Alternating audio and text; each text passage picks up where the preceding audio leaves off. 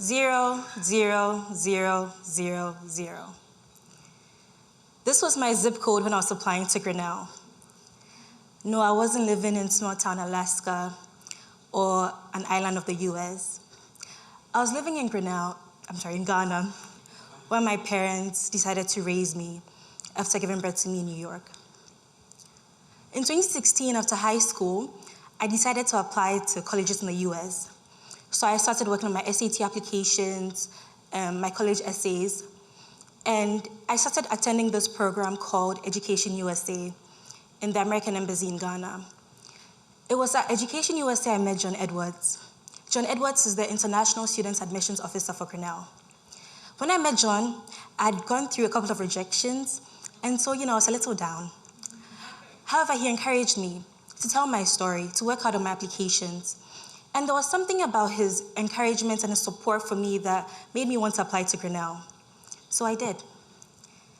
And later, when the acceptances came, I'd gotten into Grinnell. But I got into another school in upstate New York, and honestly, I was eyeing that a little bit more than Grinnell. And so, I used to check out the websites and stuff. But when I talk to people and when I tell them I go into Grinnell and this other school, they're like, well, I think you probably should think about Grinnell a little more. And since I didn't get the opportunity to visit, I was relying on what I could see on websites and what people could tell me.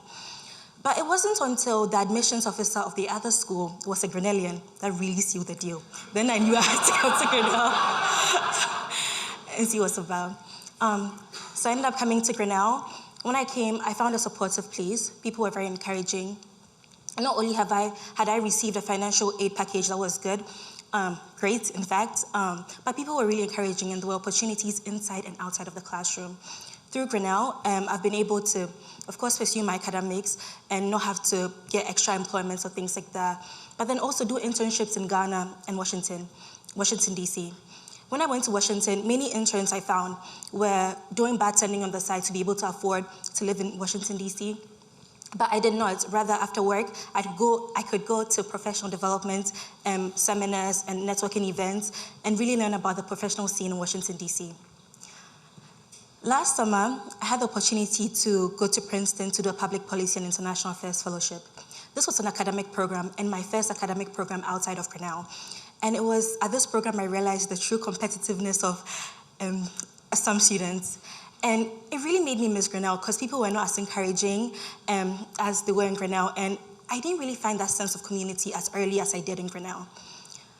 Because of donors like you, I've been able to grow profoundly academically and professionally. I've been able to do internships, explore different boundaries, even change my major. And it's all because of people like you. Because of your support, stories like mine is possible. I'm sure you get the sense that I'm a little bit of an overachiever. That is true.